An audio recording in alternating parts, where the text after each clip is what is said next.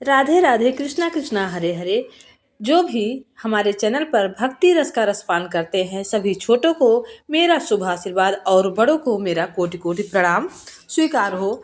हम आपके लिए लाए हैं रमा एकादशी की पौराणिक कथा। पौराणिक कथा के अनुसार हम आपका टाइम बिल्कुल भी नहीं लेते हैं कि आप लाइक कीजिए, सब्सक्राइब कीजिए। आपका मन हो, आपकी भावना हो तो आप लाइक सब्सक्राइब कीजिए। हम सीधे कथा पे आते हैं और सिर्फ कथा पर हम ही बंद करते हैं, इधर उधर की बातें नहीं करते हैं। तो पौराणिक कथा के अनुसार प्राचीन काल में मुचकुंद नाम का एक राजा था। उसकी इंद्र के साथ बहुत अच्छी मित्रता थी और साथ ही यम, कुबेर, वरुण और विभीषण भी उनके मित्र थे।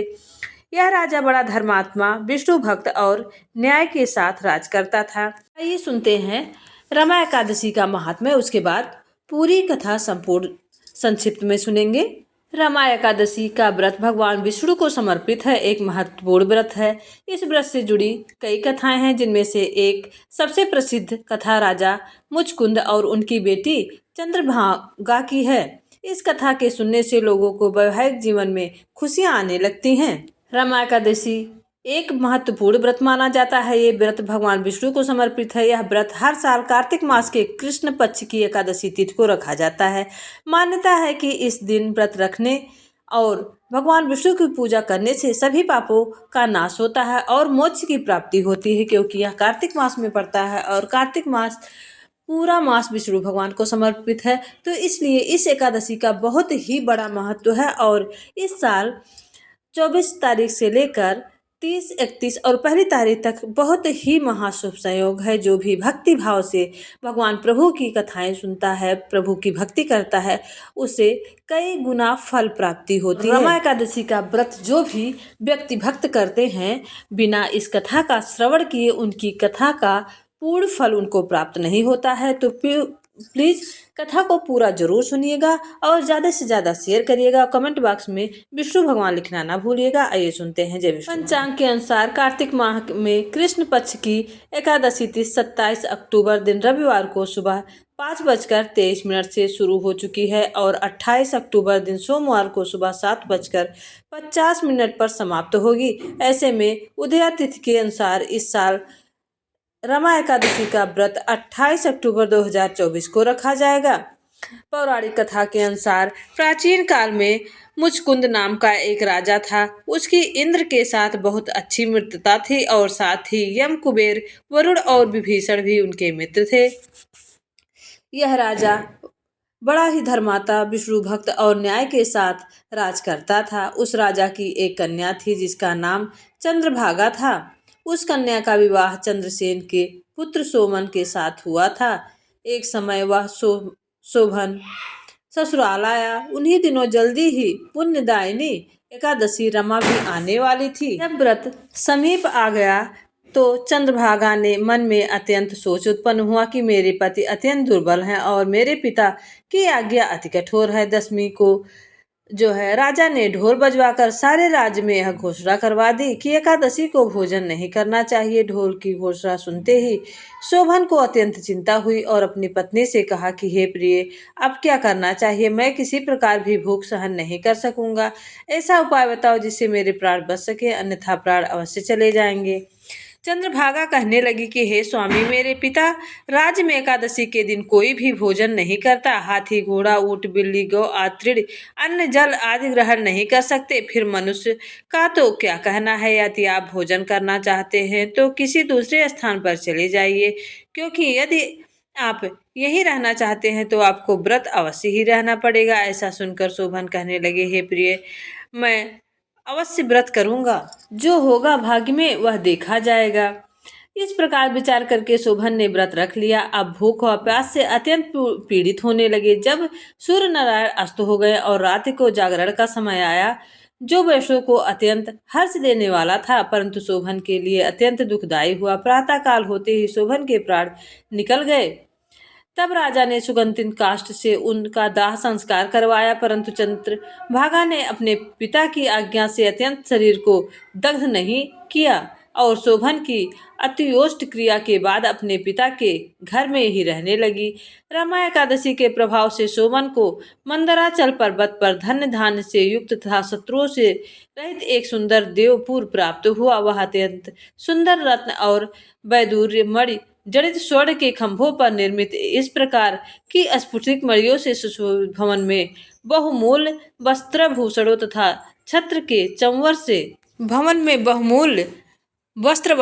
भूषणों तथा छत्र व चंबर से विभूषित गंधर्व और अप्सराओं से युक्त सिंहासन पर आरूढ़ ऐसा शोभायमान होता था मानो दूसरा इंद्र विराजमान हो। एक समय मुचकुंद नगर में रहने वाले एक सोम शर्मा नामक ब्राह्मण तीर्थ यात्रा करता हुआ घूमता घूमता उधर जा निकला और उसने शोभन को पहचान कर कि यह तो राजा का जमाई शोभन है, उसके निकट गया। शोभन भी उसे पहचान कर अपने आसन से उठाकर उनके पास आया और प्रणाम करके कुशल प्रश्न किया। ब्राह्मण ने कहा कि राजा मुचकुंद और आपकी पत्नी कुशल है, नगर में सभी प्रकार से कुशल है, परंतु हे राजा हमें आश्चर्य हो रहा है। आप अपना वृत्तांत कहिए कि ऐसा सुंदर नगर जो आप कभी नहीं देखा न सुना आपको कैसे प्राप्त हुआ। तब शोभन बोले कि कार्तिक कृष्ण पक्ष की रमा एकादशी का व्रत करने से मुझे यह नगर प्राप्त हुआ है, परंतु यह अस्थिर है, यह अस्थिर हो जाए ऐसा उपाय कीजिए। ब्राह्मण कहने लगे कि हे राजन, यह स्थिर क्यों नहीं है और कैसे स्थिर हो सकता है, आप बताइए, फिर मैं यह उपाय करूंगा, अवश्य ही यह उपाय करूंगा। मेरी इस बात को आप मिथ्या ना समझिए। शोभन ने कहा कि मैंने इस व्रत को श्रद्धा रहित होकर किया है, अतः यह सब कुछ अस्थिर है। यदि आप मुचकुंद की कन्या चंद्रभागा को यह सब वृत्तांत कहे तो यह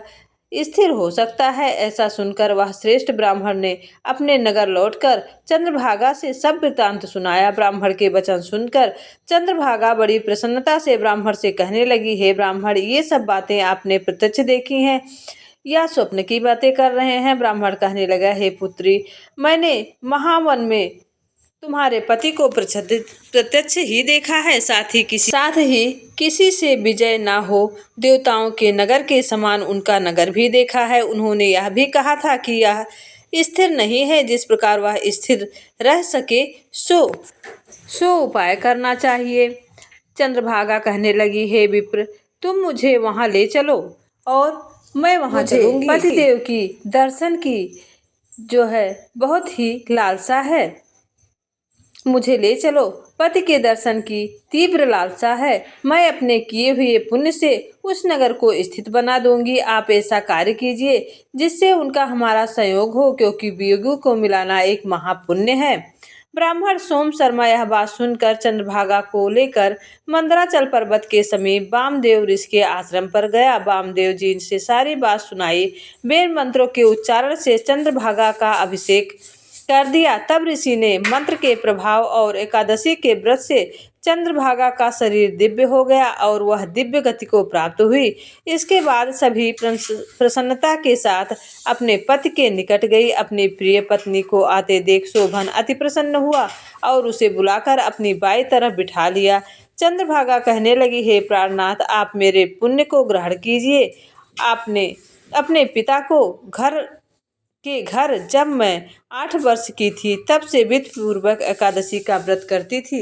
व्रत को श्रद्धा पूर्वक करती आ रही हूँ। इस पुण्य के प्रताप से आपका यह नगर स्थित हो जाएगा तथा समस्त कर्मों से युक्त होकर प्रलय के अंत तक रहेगा। इस प्रकार चंद्रभागा के दिव्य आभूषण और वस्त्रों से सुसज्जित होकर अपने पति के साथ आनंद पूर्वक रहने लगी। इस तरह जो मनुष्य पूरे श्रद्धा और पूरे भाव से मन पूर्वक इस एकादशी का महात्म्य पढ़ते हैं अथवा सुनते हैं, वे समस्त पापों से छूट जाते हैं, विष्णु लोक को प्राप्त होता है। और जो लोग रमा या रंभा एकादशी का व्रत करते हैं उनके इस प्रभाव से हत्या सहित सभी पाप दोष मिट जाते हैं।